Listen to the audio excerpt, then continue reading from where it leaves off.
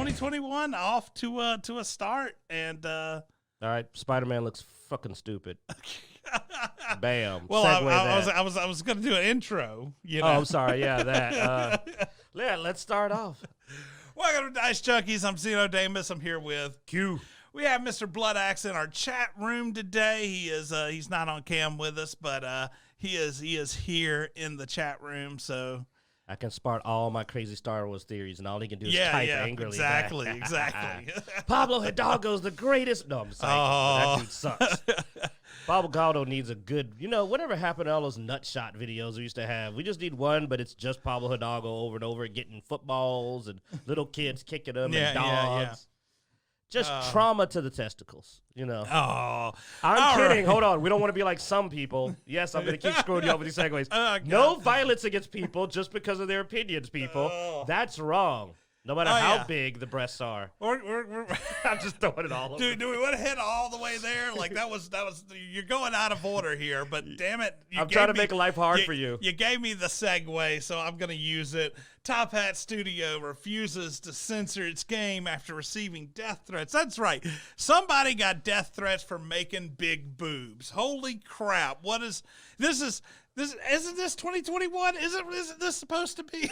Well, it's technically happened a little bit before 2021. Oh, but the war on attractive is still there. Ugly people unite. I think most of it happened, like the articles and stuff about this started coming out, I think, January 1st. So. Which is funny because this game has been out for 5 months. It's been out for a while. It was the Switch release, upcoming release that people caught people's eye. A lot of these indie games get buried in Steam, so when it was released in Steam back in August, it wasn't really out in public eye, but the fact that it made it to the Switch console got some people seeing this. Let's see if we They declared it violence. It's violence against women because the woman's attractive. Yeah. Because, not being fugly is now violence against women. Basically, it's just these types of images here where you see a large-chested woman. And the main character They actually said that that's not realistic, that women don't have breasts like that. I'm going obviously. Where you been living? Like, go to a con. You'll see cosplayers packing. Like, I'm just stating that, like, women, you can see plenty. Go to a model agency. But they're exaggerated. Girls man. Gone Wild. They're exaggerated. You we go to different sites. Those are about right. A lot of those are surgically enhanced. I don't know. You just type in natural. Jeez, rookies, man. You don't know how to do nothing right. But yeah, as you can see, you have images that accentuate the female character. She's full figured, that's for sure. And so a lot of people have been upset over this game. Of course, it is gotten some hype also because it is a cyberpunk story, and with the horror with the recent release of Cyberpunk, which is also a horror. Well, for different reasons. My game save. The game's not a horror, just the release. Hey, I restart over and over all the time, so the game save file didn't bother me. I guess I'm a corp now. I finished the game and cleared every. You always finish before me. And cleared every side quest, gig, everything 100% clear. Did not have a problem with the save. That didn't come out right at all. I knew exactly how I heard it. Yeah, after I heard it, I was like, wait, what? But I ignored it. So anyway, that's what people that finish first usually do. Motherfucker. But no, like, he powers through games and I take my time. Fuck 2021, damn it. Blood Axe says the same thing. Like, we started up a game and he was like, dude, you're still in the tutorial area. And I'm like, look, I'm mastering game before I move out of even the tutorial area. But he's like already like finished chapter 1 in like a few minutes. But yeah, since announcing the release of Sense, a cyberpunk ghost story on the Nintendo Switch, publisher Top Hat Studios has received a staggering amount of messages demanding the studio to censor its latest title. Top Hat Studios' response to these demands: the game will not be censored. We categorically refuse. The key part about this is, to get into details, the claims of people on Twitter made against this game are so nonsensical that I'm like, oh, God, we're bringing this nonsense into 2021. I mean, they didn't just say, hey, this game's sexist or this game's anti-feminist. No, they said that it's violence against women to show a woman that's got big breasts, which I don't know what that even means for women with big breasts. Like, oh, holy crap, does that mean they need to be set on fire? Like, what kind of psychosis they've gotten to the point now where if they see an attractive woman, it apparently physically injures them to see an attractive woman or a woman with a very nice figure. But I mean, dude, honestly, what I didn't send you a link to is that they say the same thing about this fitness magazine. There was a fitness magazine that was showing how to help lose weight, and they called it violence against women. It's because they're fat and lazy. Yeah, I said it. They're fat and lazy. Because only a fat and lazy person... We can say it because I'm fat and lazy. I mean, yeah. I mean, I had to drink this dang smoothie to try to lose weight, and it felt like violence. But, I mean, that was because it was green and the texture. But anyway. But, dieting's rough, yes, but it's not violence. If it is, it's self-inflicted because you don't want to die early. But, Bo, they literally have gotten this victim mentality. This victim mentality, to me, was one of the worst parts of 2021. Like, you really want to talk about 2020. You want to know what's bad about 2020 that I didn't want to see come into this other than Corona? The victim mentality. I can't look like that because I like chocolate too much and sitting on my butt and playing on Twitter. So it's violence against me to see people who aren't. And also, she's not real. That's the worst part is she's not even real. Yeah. But there are women I mean, mine is not so much the well-endowed, as you call it, the victim mentality or anything like that. Mine's the hypocrisy of a lot of this. Oh, the death threats? Yeah, the death threats, the the censorship of creativity. It's like you have these same people who are doing this. When they do their own thing, then it's their freedom and their creativity. And you're a Nazi and a Yahtzee and all that because you have a problem with their weird, like, hey, we decided to take this character and decide he's banging his brother or some weird crap. You know how creepy Twitter gets. But so I mean, it's one of these weird. It's the hypocrisy that's always gotten me, dude. I mean, since I was a kid, hypocrisy has been probably the thing that has bugged me the most. I can't stand it, and to this day, I still can't stand it. When I continue to see, and I don't know, man, and maybe it's because of current media and the fact that we see more now. It's a whole tradition, man. Physician heal thyself. It goes back really far, the concept of stop being a freaking hypocrite. Yeah. But, I mean, and maybe it's that we just see more, and that's why it feels like there's more and more hypocrisy is because we see more of the truth, I guess, with mass media and but man, it really bugs me. It does. I was glad to see them stand up though for themselves. As you can see, it has actually increased the positivity of the game on Steam. It's a very positive. Yeah. Well, I mean, it was as you can see here. Let's if we click on this, you can see the chart where. Over these last bit of times, this is from the beginning of when the game was released.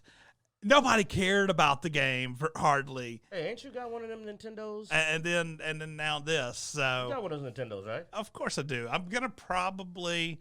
I mean, dude, I'm. I don't have a Nintendo. I will pay for it. What is it? $20? Here you go, man. Get the game. We're supporting the game openly. I don't even own a Nintendo, and I'm paying for the game. Yeah. There we go. Should I buy it twice? Because I was already planning on buying it. You know. Yeah, send a copy to somebody. Send a copy to somebody. You know what? Find one of those Twitter people and send them a copy of the game. That'd be great. I'm loving the comments on this though, because a lot of these people are not even playing the game. They're just like, thanks. Oh, they're openly saying they bought it. They're like, I bought this game to reward Top Hat Studio. Well, that's why you need to buy it on Nintendo. That's why I was like, no. Otherwise, I'd go get it on Steam and probably never load it. But because if I like this guy, he's like, disclaimer, I don't plan on playing this game. Like I said, dude, I literally bought a copy of the game for Nintendo. I don't own it. Like, just get it. Show Nintendo that we approve of them not censoring. It's a smart strategy too. Let's talk business. Sony and PlayStation have been censoring aggressively because they've basically been taken over by Twitter idiots. So basically, Nintendo's smart to be like, oh, you mean all these indie developers you told to go screw themselves, now we get access to their games? Well, here's the thing. I mean, that's great. Like, this is make yourself exclusive. Yeah, this is something that somebody else has pointed out. You realize Xbox has started doing a lot of censorship as well with some of their games. Like, it's not to the extent of Sony, but with indie games, they have been pushing some censorship because they're trying to get more e-titles and stuff. So it's actually, from what I've understood from listening to developers and stuff, Switch is doing the least amount of censorship. Like Nintendo, the kids console, is pushing the least amount of censorship. Well, it's also a very Japanese company. Yeah. They're like, and this is great because now with Sony doing this means Nintendo's got the Japanese market, another chunk of the Japanese market. The Japanese mature and over market is going to go to Nintendo, which is already, because here's the thing, indie games aren't that advanced, so they can run on this, what is it, Switch? Wii, which one is out now? Switch? Yeah. So, yeah, I haven't had a Nintendo in a while, man. Yeah. My last Nintendo was a 64. When you set the Switch up, it actually gives you the option to disable mature titles right there when you do the initial setup. So. And that's all you do is you just do that, and you can go ahead and knock them out.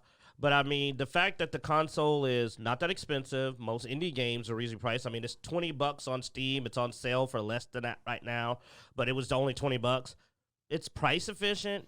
It's going to get you – it might be the indie console. Like you're basically – they might end up being the indie console. And if they do, I'm all for it, man. I mean, I got a PC. And if you don't have a PC and you want to do a console – yeah, get a Nintendo Switch. I mean, because to avoid censorship. I didn't know Xbox was censoring. I hadn't noticed it. But then I don't do indie games that often on my console. I do that on my PC. This was I forget who it was, but it was one of the games. I think maybe when Yellow Flash was discussing it, and he was going over the different censorship between the two systems and was talking about.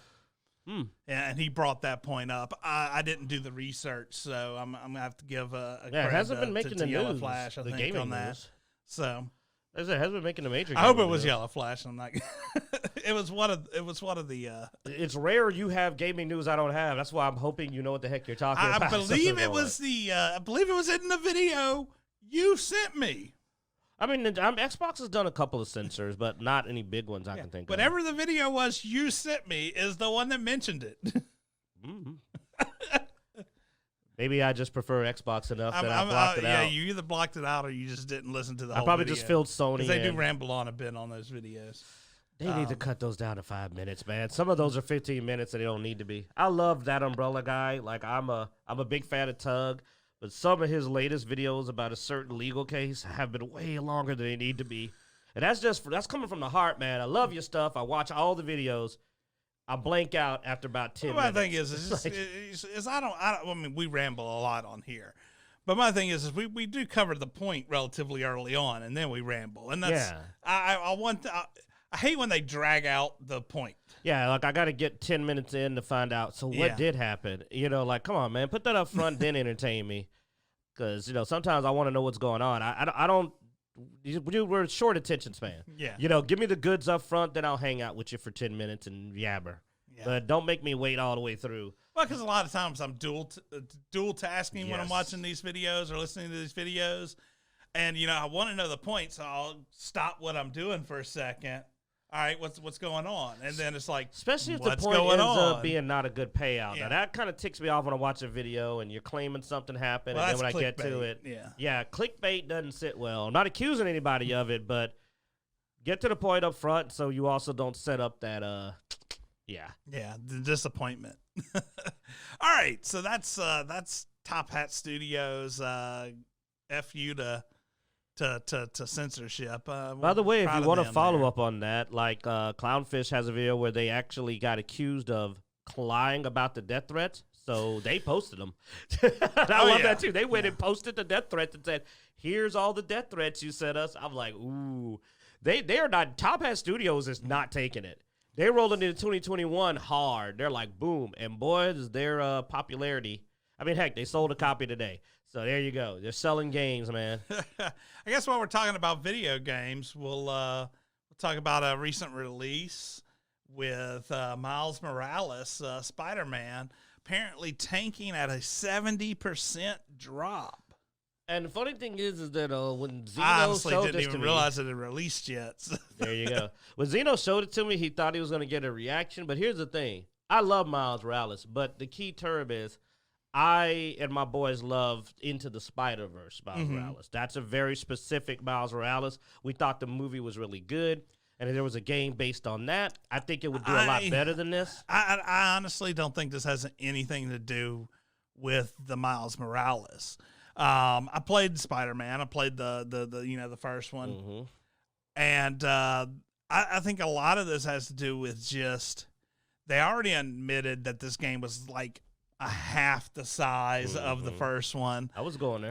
They already admitted that skin swap. You look, it's basically a big skin swap. There's not really a lot of new here.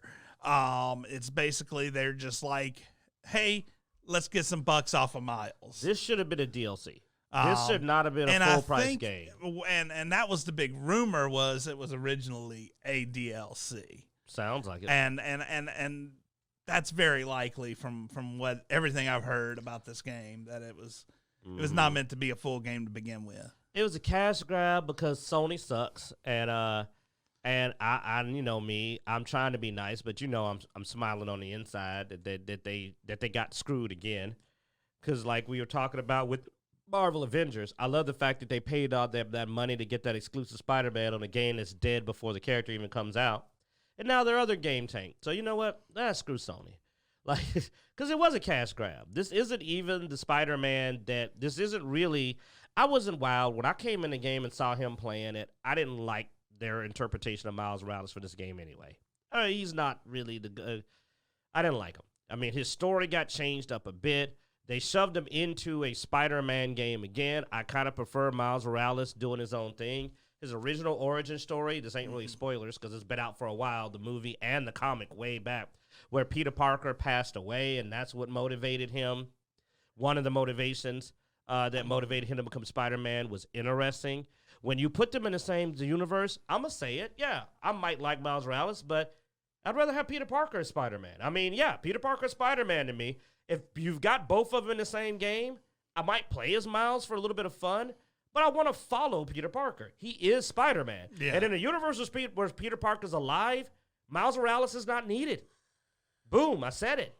He becomes a sidekick. He just becomes an add-on. It becomes Peter Parker and his black friend, you know? And I mean, like, don't need that crap. So, no, this wasn't Miles Morales felt like an add-on. Now this article from cosmicbook.news does say that they stop making them the same age.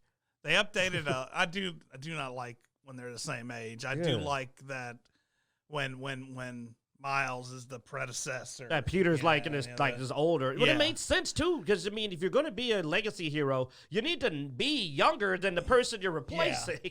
Yeah. But they say a lot of comments on this article are stating the game tanked because people are waiting on the PS5, but the PS4 version gets a free upgrade to PS5. So that doesn't make any sense. Of course, they were trying to come up with reasons why they thought it was 70% reduction. I blame for Sony. One being they say fans didn't want they wanted original characters, not replacements, which I think is probably partly it, but not nearly as much as they think. The fact that they sort of blow over this, I think, I mean, if I play it on the PS4, I'm probably not going to replay it when the PS5 comes out. So I can understand some people waiting for the PS5 version because they're like, I want my experience to be top quality. Unfortunately, though, with the way this went, it's probably not going to sell well because the game clearly must not be that great if it's doing this poorly. Because, I mean, some games pick up. Here's the difference between game and movies. A good game can start out slow and then pick up once the word gets out. Yeah. Because it doesn't lose its value. There's no big spoiler and honestly, issue with all I that. did not hear much about this game even getting released. Like, there hadn't been a lot of hype on it. I didn't know it was out. Yeah. I literally didn't know it was out. So. But hey, at least Miles Morales doesn't look effing stupid. Yeah, yeah. Because, I mean, it could be worse. Show them, man. Show them how it gets worse. And, I mean, Miles was a bit younger in the series. Yeah, not by a lot. But not by a lot. I mean, there he looks like a grown-ass man. Well, yeah, I mean, they aged him up come this, but I'm talking about in the original one, he was a teenager, and you were playing a post-college Peter Parker, I think, or late college Peter Parker, because he was working as an assistant for Doc Ock in their laboratory. So, I mean, to me, the best appeal of Miles is when he's a teen hero because he's younger. He gets to get the younger crowd. Like my boys like him, not just because he's black, but because he's closer to their age. Like in Into the Spider-Verse, he looks like he's friggin' like maybe 14 or 15, which to the 13-year-old, looks. Which I think in this one, I think he was around 16 probably, but at the same time. They should have done him when he was 16 then, if they would have probably done this with him being younger. But also, like I said, Peter Parker was only probably 22 or something like that. That ain't that big an age difference. So it's not a huge age difference. Give me a generation. Would have been nicer, to see at least a decade between them, I like a generation. I like adult Peter and kid Miles. That way you would have had, honestly, 22 Peter Parker. Well, he's been doing this for less than a decade himself, and he's not vetted. He's not as vetted. You give me 30-year-old. You give Peter. him one he's been doing it for 15, 20 years. Yeah. Then he becomes much more of a mentor. He gets to try to help Miles not have the mistakes that he had. Yeah, I mean, that's really good. You see why he would mentor him, but I mean, how you mentor somebody and you're a few years older, you ain't been doing this that long yourself. Man. Get experienced, Peter, the one that's hung out with the Avengers and all that. Let him get some years under his belt. He's dealt with stuff. He's had loss. He's had a lot of things under his belt. And then a young Miles, that would have been a better, comparison. I mean, it's an old trope, man. It's the older mentor and the younger up and coming. Yeah. That doesn't work when you only slap a few grades in between them. I'm right out of college and you're high school. That's not really far enough. But I mean, it clearly didn't sell. The game must not have wowed people because I mean, look how big the first Spider-Man game was. That's a huge drop off when you go from how Spider-Man was you also got to massive. think the first one was hugely bought from word of mouth, dude. People were like, "This game is awesome. You need to get it." That's why I got it. Oh yeah, it was one of those games that post it just shot off. People were like, "Hey, no, you need to go play this." Well, because I'll be honest, dude, I'm always wary of superhero games. I mean, Marvel Adventures as an example. The best Incredible Hulk game I ever played was Prototype. That's the best way to put that. And Prototype 2. I like Prototype 2. I don't care what y'all say. I like it. All right, so let's get a random encounter. Here we go. But ugly Spider-Man. We're done with Spider-Man. We're done. It gets uglier. We're going back to Spider-Man. Screw him. Watch this after we're done. After the random encounter. Roll something. 4. Nostalgic Gold. Favorite Saturday morning cartoon. God dang it, Blood Axe. That's good. The PS4 version didn't sell. Wu didn't buy. The PS5 version is not out yet. It may not be. the PS4 version is supposed to come with a free upgrade to the PS5 version when it's out. And it still didn't sell it. Oh, man. This is a good one, though. Favorite? Saturday morning cartoons were a massive part of my life. I also think they were pushing the sale of it more digitally, so there wasn't a lot of copies out, which may have also led to some of the issues with it. See, here's the problem, is that... Spider-Man was a really good Saturday morning. Well, the thing is that over the years, because I watched cartoons well into my teens, man, I won't lie. Saturday morning cartoons was a tradition until I was, quite a bit older. Mm-hmm. And that's the thing. And damn it, you said it. You can't pick 2. Stop it. Because I was going to go there. But it changed. But when it comes to if you play that, X-Men was everything I ever wanted. It was incredible. I'm a massive X-Men fan. I grew up on X-Men. It was my favorite superhero team. It's the only comic that I actually collected. I mean, my friend Flynn had a used comic collection. He used to get into Spider-Man. I go read his Spider-Man. I go read his Superman. I go read his Batman. But like, I bought Hulk and I bought X-Men because X-Men was the comic. It was just the comic, the core X-Men, and that cartoon, to this day, still one of my favorite lines is when they're trying to fight Juggernaut and they're not really doing any damage, but they are messing with him. And he actually says, "What are you trying to do? Embarrass me to death?" Still one of my favorite lines to throw at people when they're not really accomplishing anything. They're just in. It's like, yeah, you're doing stuff, but you ain't getting nothing done. I love that. I still remember that line. You know, what are you trying to do? Embarrass me to death. One of my favorite lines from that. X-Men was probably the most remembered and iconic, unmatched, like, cartoon. Like, when it comes to that, they never really came back and did better. So I will go with X-Men. God dang it, X-Men was good. Oh yeah, no, X-Men was definitely up there. Probably my favorite as well. I did enjoy Spider-Man as well. One more. Batman the Batman. Oh, the original Batman series was really Batman good, yeah. And the X-Men were so They good. was called Batman the series. Batman the series animated was series. It's still, to me, the best version of Batman I've ever seen. Like, all the movies, doesn't matter. The best Batman was Batman the series or Batman the animated series, which are, y'all know the one. Yeah, Mr. Bloodaxe says... Introduced Harley Quinn. Yeah, Mr. Bloodaxe says the Dungeons & Dragons cartoon, which honestly I think was a little bit before my time. I did watch it, but I think it was mostly runs. I watched it, but it wasn't groundbreaking because it was different than the Dungeons & Dragons I grew up with. Like, I liked it, but, you know... Like, when I sat at the table, I was like, I don't know where they're getting quite all of this from. like you know, like I will say that they're sticking to this tabletop rules was always a bit iffy. So while I liked the cartoon, it was not like X-Men where I consider it generational. Yeah, the first episode came out in 1983, which I was 2. And then the last episode was in 1985, so I was 4 when the last episode aired. But I do remember the cartoon. Me and my brother, we watched it re-aired. So, like, they made the Dungeon Master a character in it. Like, I liked it, and I consider it a classic. I enjoy it. I still remember it to this day. So I mean, and there's a lot of Saturday morning cartoons I remember watching that I don't really remember because it just didn't. My hatred of unicorns started with that cartoon. I hated that little unicorn so much. But I remember this one.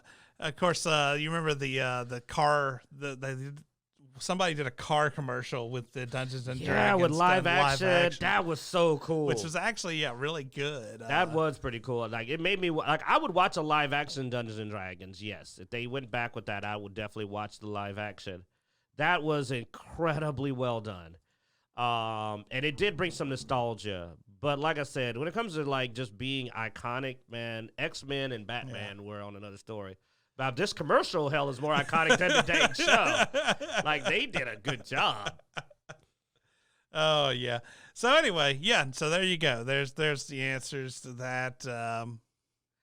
Like, really, that actually needs to be a thing. No, I'll give that to Mr. Bloodaxe. Like, that needs to be a thing after watching that live action.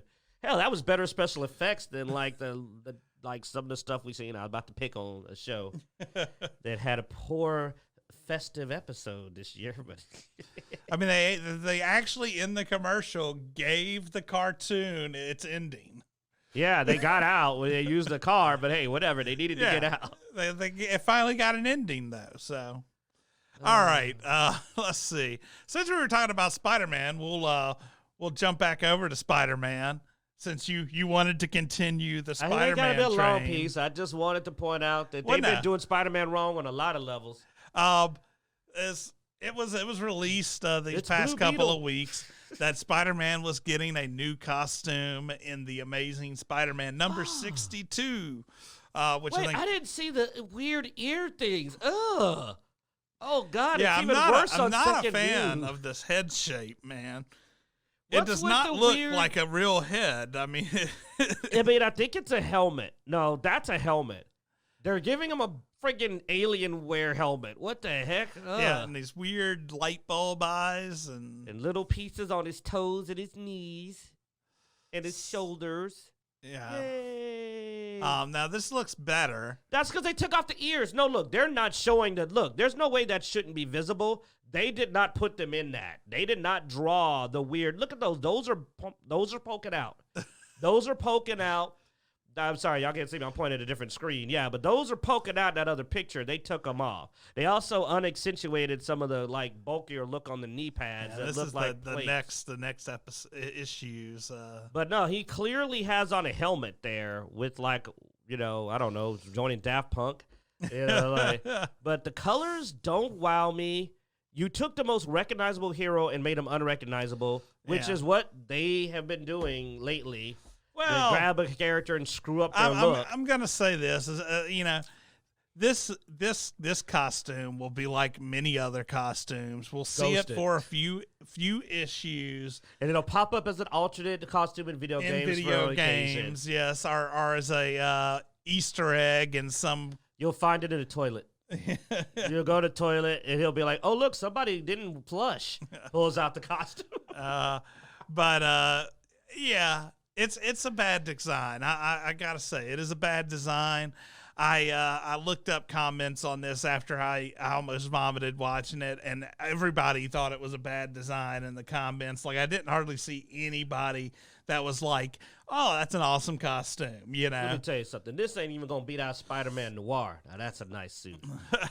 Got a trench coat. I mean, we've had a lot of costumes over the years. Symbiote. Oh. Now this is probably the only one that's probably uglier than the one we're getting now. That wasn't by choice on his fault. He gets that whenever they give him the weird Captain Universe powers. Yeah. But other than that, most of these, I don't know. That Scarlet Spider's pretty ugly. This sort of looks like a stone golem or something. Scarlet Spider somehow makes it look like he's doing a Porky Pig and like he's wearing a shirt and no pants. I sort of like the Scarlet Spider outfit, man. You don't like to wear pants. Sort of punk rock. I mean, he's wearing the same Speedos he's wearing and everything else. Does that say Spider Clan? Was he in the Clan at some point? Part of a manga-inspired series of Marvel Comics, Spider-Man Legend of the Spider Clan reimaged Peter Parker as the last of a clan of ninjas. Then why would he not have sleeves to conceal his identity? And why is he wearing sneakers? Ninjas wear sneakers for sneaking? This one's weird. Okay, this one's... No, that's 1602. That's styled after so like he's a nobility. doing some weird... Yeah, okay. Wherefore art thou? Yeah. Like Shakespearean. These are getting, there were some bad ones. Okay, well, I guess in the theme of bad outfits, it's fitting in. Here we got the Nor. That's not the Nor. The Nor has a trench coat. They screwed that up. They always screw things up. Scarlet Spider again. Superior Spider-Man. That was Doc Ock. Oh, well, screw it. Spoilers. Again, that's for 2013. Yeah, that's Doc Ock Spider-Man. As you can see, though, it always comes back. Well, of course. It's the most recognized outfit. You can take classic Spider-Man's costume and go overseas and walk around and walk up to kids and go, "Who's this?" And they will say Spider-Man.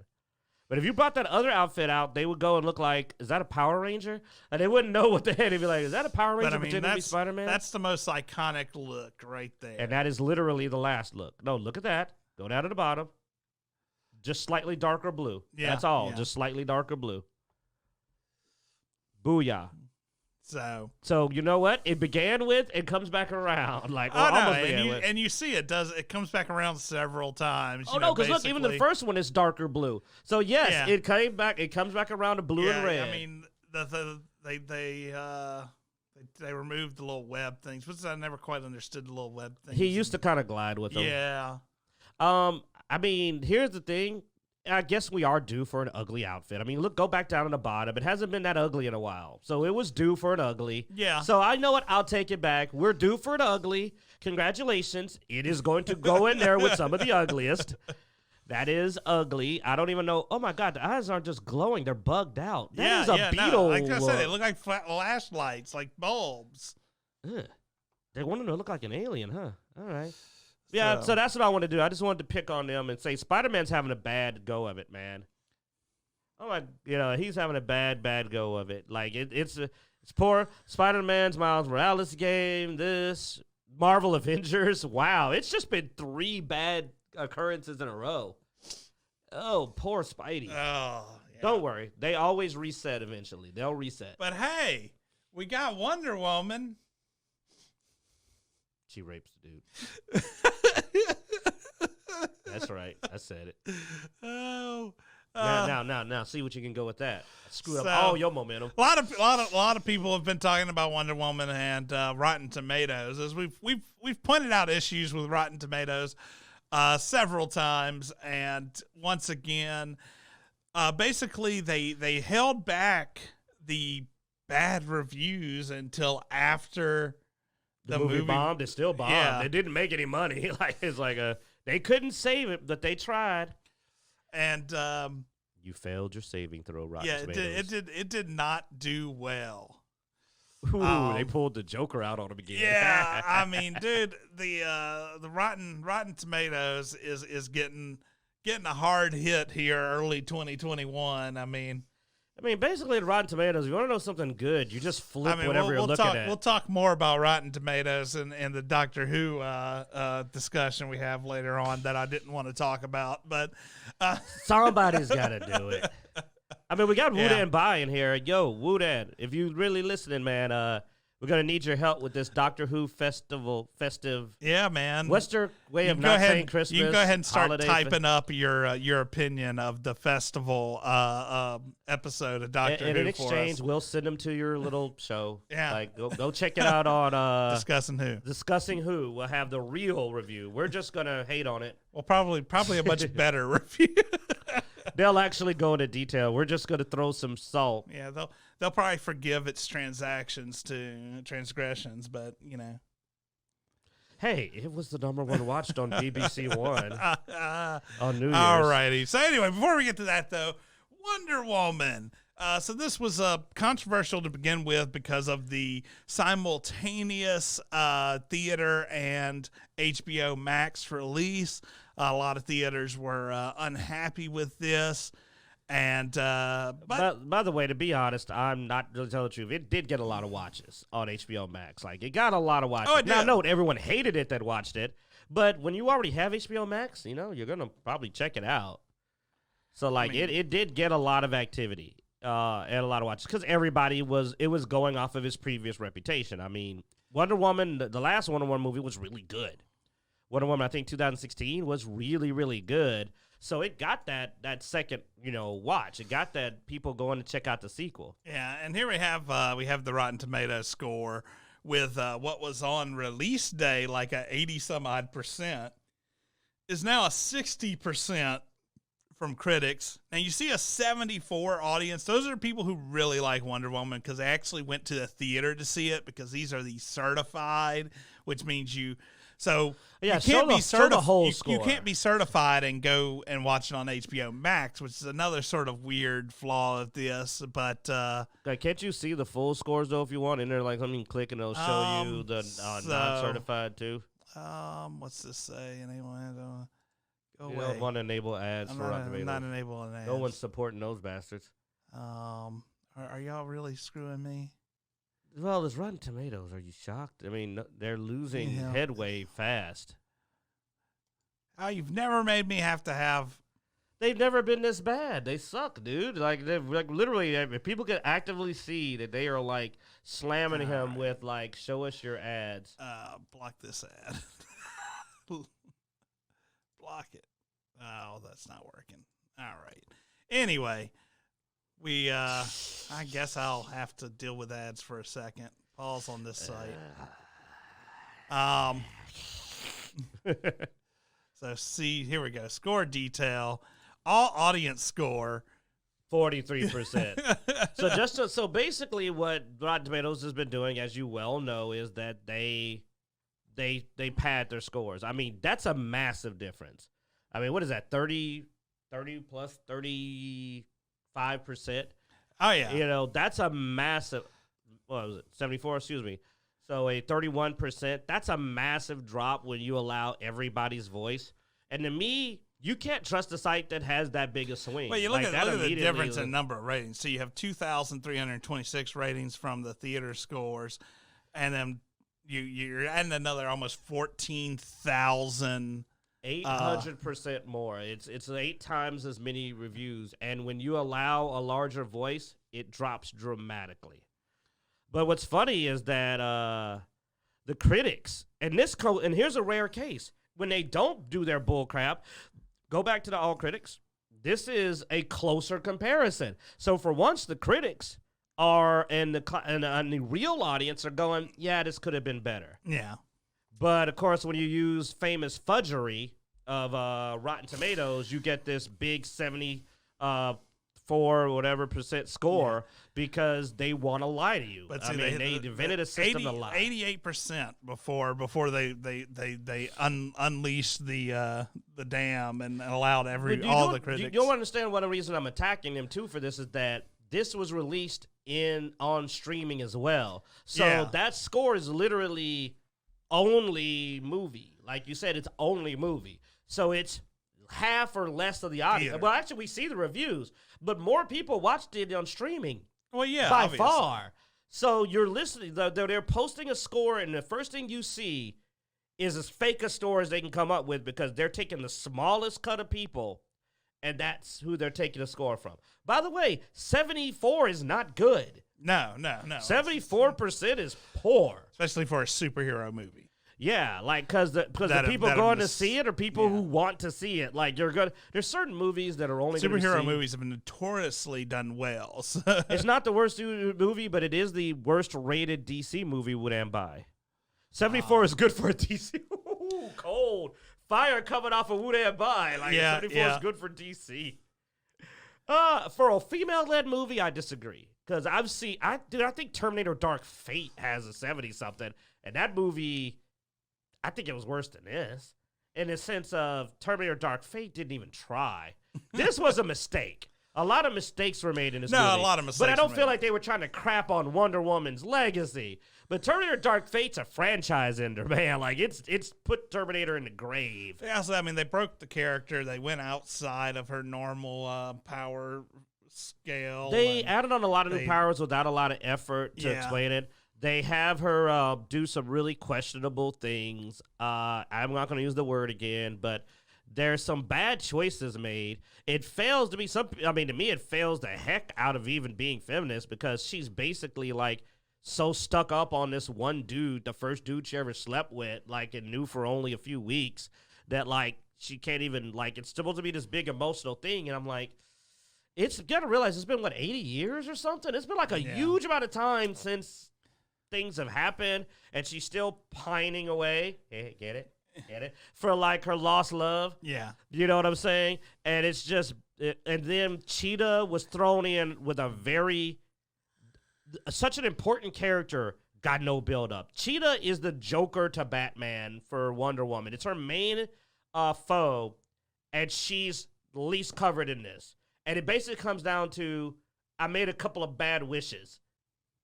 Yeah, all the original, I made a couple of bad wishes, and none of these wishes even make sense, like, compared to why. Yeah. Why is she a cheetah? Because she was wearing cheetah print when she made her last wish. I don't want to go into too many details on the movie, so I don't want to do spoilers, I mean, but it was bad. It was bad. You liked Cheetah the last act? They tried. I felt like she could have had better story and build up. I felt like I barely knew her. Yeah. Budan Bai is saying that, if y'all that aren't reading the chat. And I mean, I'll give you this. I mean, it looked like it was going in a good direction. It looked like there might be potential, but wow, man, you didn't even get this. Anyway, I'm not supposed to spoiler. He's getting mad at me. But let's just say I don't feel she got built up enough. I feel too much attention was put on Maxwell Lords. I felt like he got way too much of the movie to be such a Rager villain, really. I mean, this turned out to be Wonder Woman fights Jafar. Like, it just didn't really play out well to me. And I think the movie, Cheetah should have got her own movie. They did the same thing to Venom and that Spider-Man 3 or 4. I think Spider-Man 3. where they went and they made the movie about Sandman. Remember, most of the movie was Sandman, and Peter Parker dealing with that. Then they just tried to toss Venom full suit in at the last minute. Then they killed him. Yeah, they don't do that at least, but like they basically do the same thing. It's like, oh, we're kind of building a story, and I'm a cheetah now. All right. Roar. Well, let's get on to the Discussing Who page here, and let's talk about some Doctor Who Festival Revolution of the Daleks. By the way, on Real Talk, guys, check out Discussing Who if you want more in-depth discussions and a more neutral opinion. They're more level-headed than us, and they do cover this stuff. So we're going to send props out. They'll give you the full rundown. Now, they're soft on it. But I'm kidding. They're fans. Well, I mean, they're real fans. Rotten Tomatoes is so soft on it. They don't even have reviews on Rotten Tomatoes. This thing's been out for 3 days. That's because they're waiting for the good ones to roll in. They're like, we need to get some good reviews in. The one critic review is not flattering. Yeah. Wu-Dan Bai, did you watch it? Because I'm kind of curious if the accusation that it's got the Daleks playing, well, I'll wait to see if you confirm if you've seen it. I'm going to stay away from spoilers on this as well. My big thing on this is there's 4.6 million viewers, which they try to trump up to be a very big number. Of course, this is, from my understanding, is once again just their ratings dropping on. They were 5.6 or so. Like they lost over 1 million viewers from their last special of the Jodie Foster. So this is bad. Like comparing it to the non-Jodie Foster specials, it's really terrible. But even their last one, somehow during a New Year's where everyone was at home, most people didn't go out and were at home watching TV, they still managed to lose like 1 million. And they brought in John Barrowman, who is a massively cool guy. I mean, has a huge fan base. Yeah, I mean, out of the numbers they got, probably 40% of that was people going back for Captain Jack. I almost watched it because of Captain Jack, but I'm so far behind on this new Doctor because it hurts my head to watch. I became a John Barrowman fan after checking him out. Thanks again to Wu-Dan Bai and Discussing Who for taking me, pointing that out to us, and our own Michelle, our former editor, for taking me to that because it actually ended up being funny, fun, and it made basically me a bigger fan. we drug Q to a John Barrowman panel at Pensacon down in Pensacola, Florida. And he actually really enjoyed it. Yeah, was surprised. And by the way, I knew nothing about what was going to go down. I'm like, hey, that's the dude who plays, the archer, plays, in Arrow. Yeah, I played an Arrow, and I was like, okay. Then I was like, he's wearing a dress, and then I was just like, but he's hilarious, and I was like, okay, man, work it. Those heels, man. How did he walk around in those heels, man? I was like, dang. Like, all right. So it ended up being really cool. Just a side note, if you haven't been keeping up with the season, Woodenball says that you really don't have to know much going into this one to watch. It's really a continuation to the last New Year's special. So if you just want to check it out because of John Barrowman, then watch at your own risk. But it's apparently you don't have to have kept up. So. I will actually do something rare. As much as I don't like the current Doctor, to support John Barrowman, check it out. Now, be aware, I've not heard anything good about it. So you might want to, if you wait long enough, somebody will rip the John Barrowman Chapter Jack parts out and put that on YouTube by itself. I love the way you flinched when I said that. Like, yeah, that's right. Somebody will pull out the good parts. I mean, Discussing Who doesn't seem to be too negative about it over here, so we'll let this one go. Yeah, they'll give you a good coverage on it. That's why I pointed him toward them. I said we're gonna throw salt on it. I didn't say we were gonna be fair. Like other than John Barrowman, there's nothing I like about anything going on with Doctor Who these days, except that they brought him back a couple of times, which is cool. Yeah. But if you want real coverage, then check out Discussing Who. If you want to, Star Trek is trash. But if you want to hear like somebody with a more informed opinion about Trek, Discussing Trek, I I don't know. I haven't seen what they've said about Trek recently because I want to stay friends with them. And my opinions about modern Trek are enough to ruin our friendship. All right, let's cleanse our palate with another random encounter, and then we'll go into our last couple of mentions before ending the show. So Lower Decks is trash. All right, I'm gonna roll here. Or you want to roll again? No. Yeah, go ahead. I'm sorry, man. The Trek came up. My whole balance is thrown off. All righty. I mean, I'm fine with you just rolling again. So. All right, we got Discovery. A 9. Hate STD so much. 9 is happy moments, the happiest you got to receive a game you pre-ordered. We've been pretty harsh on pre-orders lately, so I understand this particular random encounter. It's a bit of a hard one though, because pre-orders have been hurting my feelings quite a bit lately. I guess, let's see, the happiest I've got from a game that I pre-ordered. Last game I pre-ordered that I was really happy about was probably,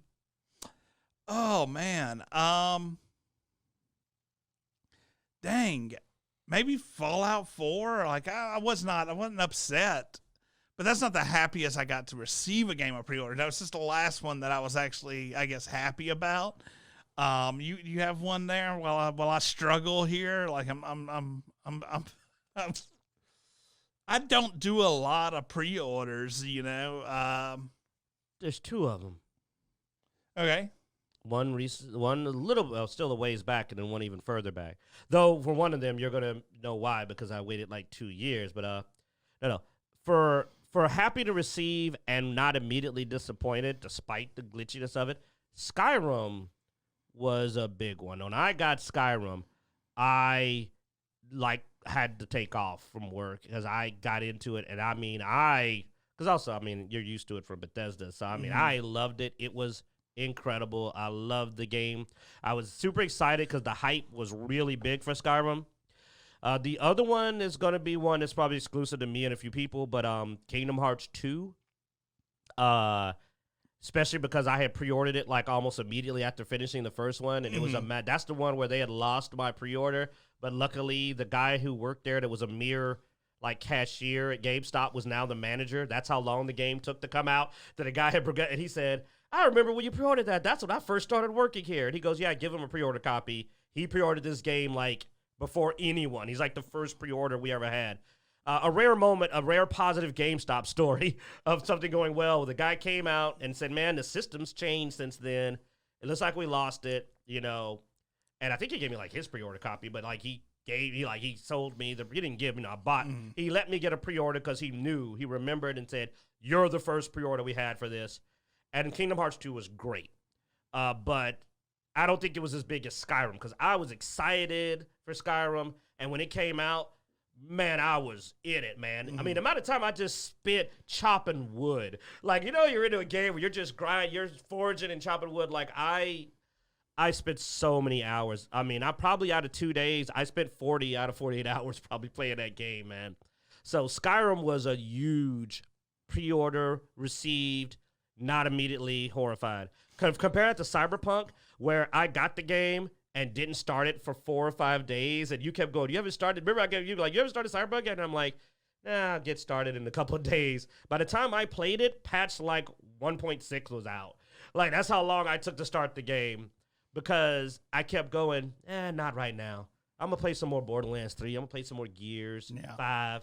That says a lot about how we've gotten about pre-orders. Yeah, I guess mine's going to be, and as much as I'm anti this game now, at the time, the Burning Crusade expansion for World of Warcraft was really good.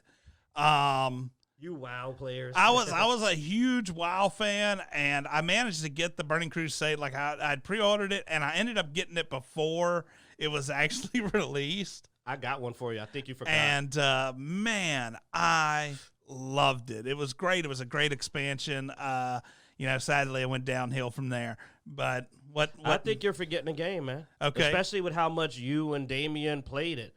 Diablo 3, you weren't like super hyped about that? No, it was a dumpster fire when it came out. Oh, wow, because y'all guys sure played it a lot later. Oh, yeah, like, no, we played it a lot later. Our channel was all about Diablo for a while when it first started out. But no, it was a dumpster fire when it came out. Oh.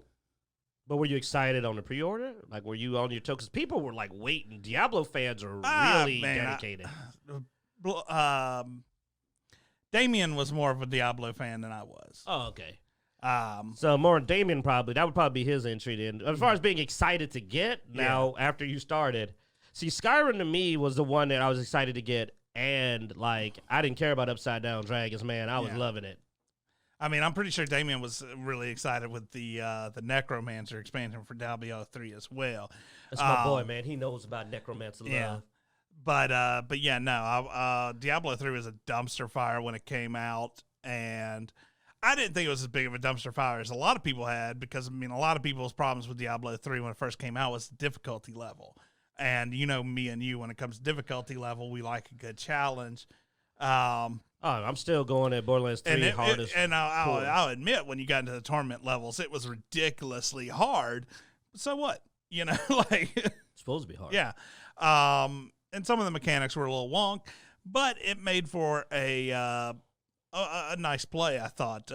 Now, they also had, at that point, the real-world money auction for where you could actually... Because they were like, screw all this scalping and people selling stuff behind the scenes. We're just going to implement an auction house. And I paid for my expansion from selling in-game gear. So when the game had an expansion, So I was happy with it, but that became a thing. Though. They ended up having to kill that. So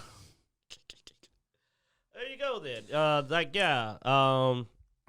That is for me, man. Skyrim and Kingdom Hearts 2, and like I said, by the time Kingdom Hearts 3 came around, I had lost a lot of my also no PlayStation.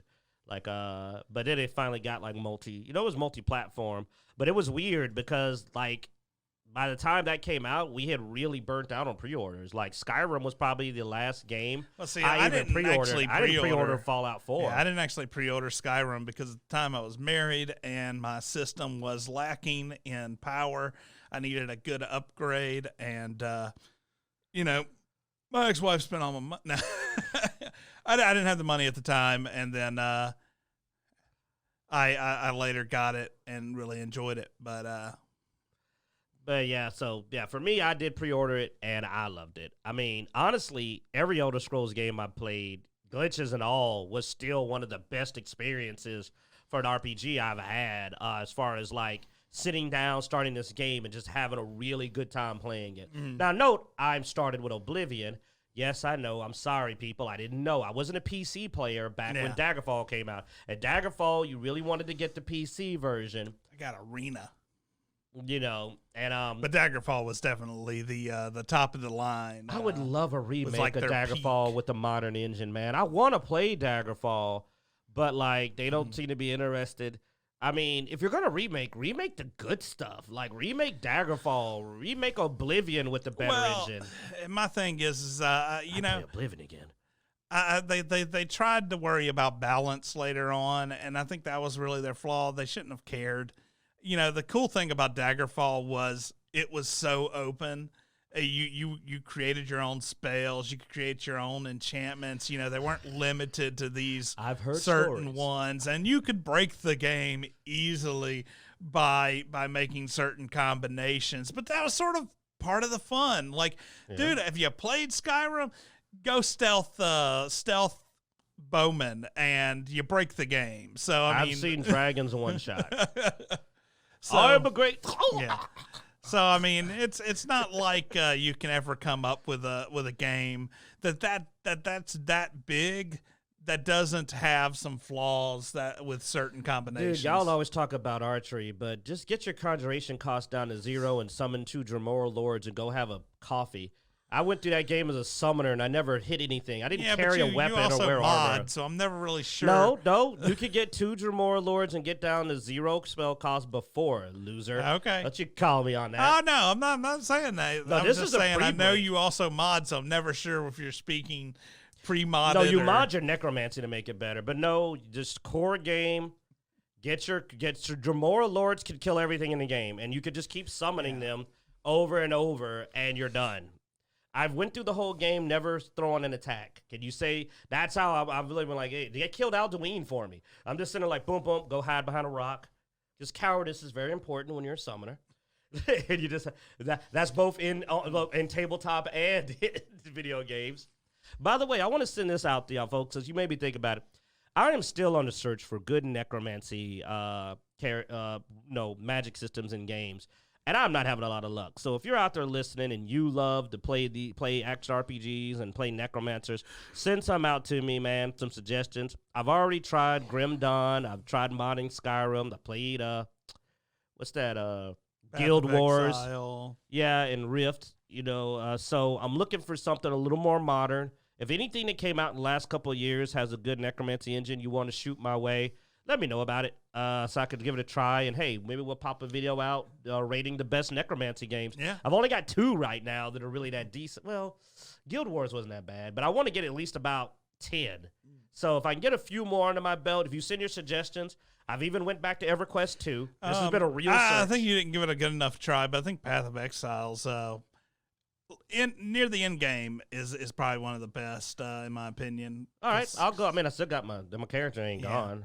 I'll give it another try. I mean, it was pretty fun. I ended up with a pretty awesome actually, build. The necromancy it was pretty good. Yeah. It's just, I was really looking for that action RPG. That's what I was hoping for. Yeah, true. I mean, that's not your normal. normal. By that standard, Grim Dawn has, like, when they added the Necromancer class, it was I didn't play the Necromancer class on Grim Dawn, so I don't know how it was. It's pretty fun. All right, so let's talk about Nintendo. Nintendo seemingly hints at the release date of next console after Switch. Long story short, they basically said that the Nintendo was at its halfway point, which sort of predicts towards there being another 4 years before, because it's been 4 years since the release, but you're at a halfway point, another 4 years. So 2020 or 2025 or 2024. Good news for new Switch probably owners. See the next Nintendo console around that time. Yeah, so I mean, if you've been holding off on getting a Switch because it's been out for a few years, and you're not quite sure, of that next gen, you got a few years. So, I mean, it had a huge sale over the whole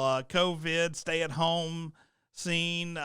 So a lot of people got them for 2020.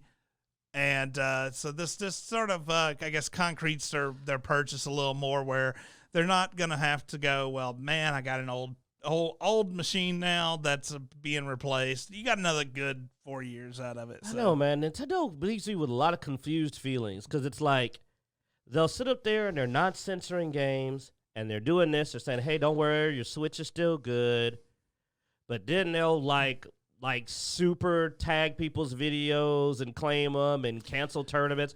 So it's a weird, like, they know how to keep you happy, but then they'll just, like, Nintendo's like this.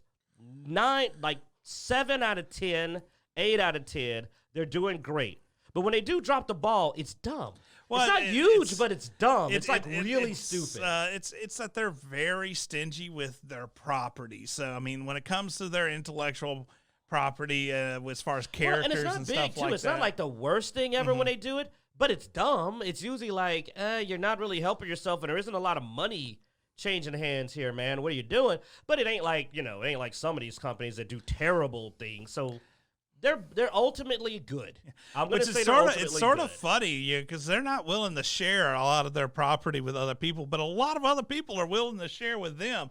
I mean, just look at Smash and how many different franchises came and were like, here you go. And that's literally the one that they're literally like knocking the turn down. I'm like, man, a lot of these characters ain't yours. But I mean, they're not Disney bad.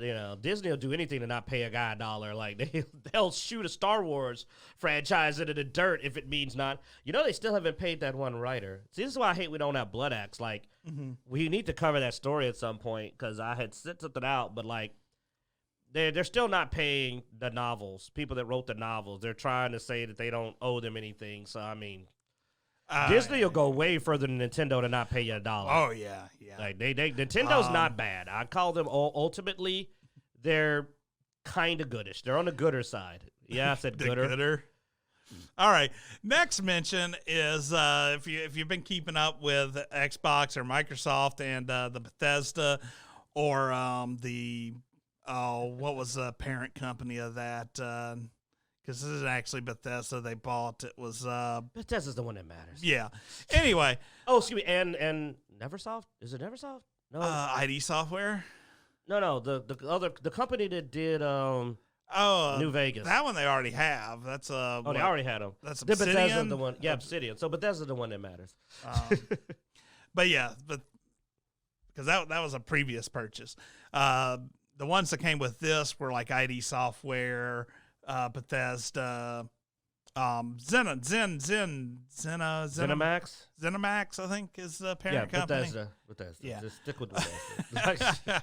But anyway, so that is coming along still. They said they haven't really had their fingers in Bethesda yet, as they haven't quite got it all through the regulatory systems, but that will be coming soon. So we'll see what Microsoft stirs up with Bethesda headquarters sometime in 2021.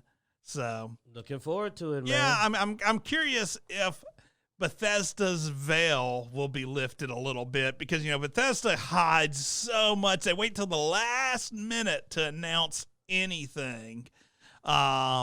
Especially when it comes to their babies, Skyrim, and, this Starfield that they've been playing back and forth with for a while. Dude, Starfield, I think, is now the longest worked on game they've ever done. It is becoming the StarCraft of Bethesda. Like StarCraft was a Ghost, the game that may or may not still possibly happen. Hey, at least it's not Half-Life 3, right? What's Half-Life 3? Exactly. We're going to get Portal 3 before we get Half-Life 3. Oh, probably. I don't know. I'm pretty sure. Steam, they finally came out with the Half-Life. The virtual one. I've heard it was really good if you can afford the gear. Yeah, I heard it was really good if you have it. The VR. Yeah. But anyway.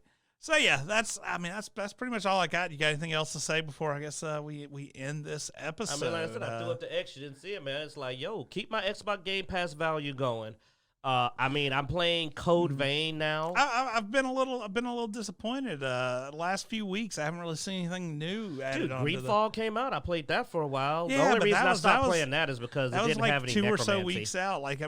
Normally they were hitting every week. It seems like for the holidays they haven't really added anything. I was expecting a big dump for the holidays, and after that big they EA did the dump, opposite, man. where they just didn't. Well, the EA's only on for the console stuff though. Because Code Vein's on the console too. See, I also checked the console because I got the Xbox. Yeah.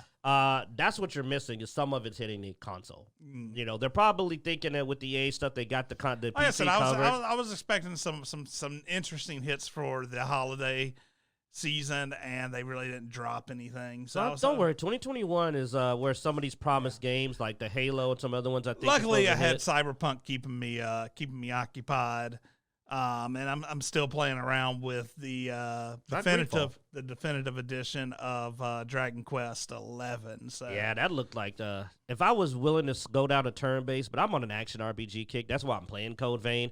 I want to go in and cast some spells and slash some stuff up.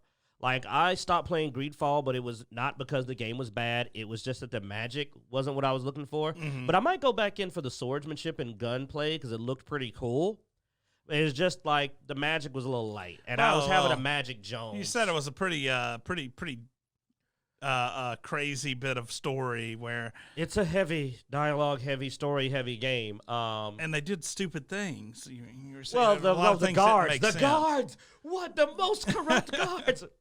Did the guard? I wanted to wipe out every guard. I said I wanted to go cousin. Let's just kill all the guards and replace them. They're all terrible. I've never seen a game I played where every time you round a corner and you start a mission, you find out it's the guard's fault. Hey, man, what happened to you? Oh, the guards kidnapped my brother and threw him into a slave pit. Hey, what happened to you? The guards are murdering merchants. Murdering merchants? What the, it's crazy.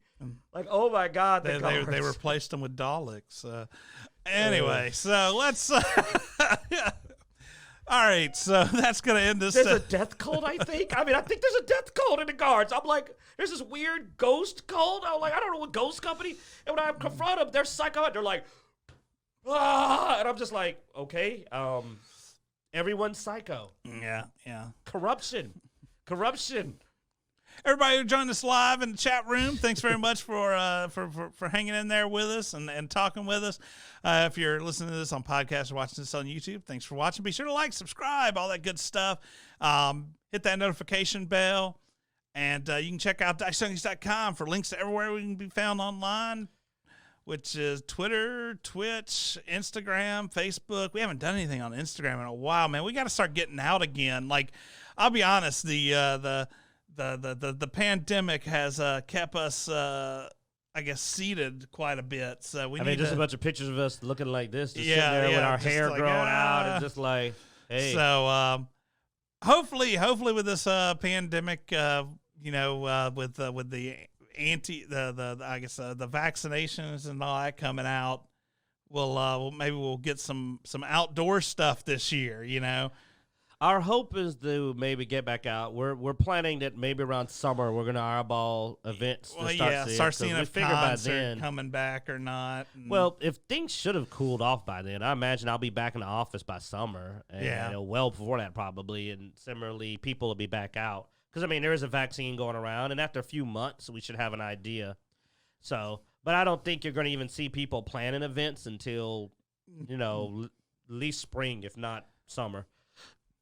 Yeah, well, like I said, we'll see. There's been some people doing events still, just not. How's that going, though? Not any that I was willing to go to. Yeah, but okay, good events that we would attend.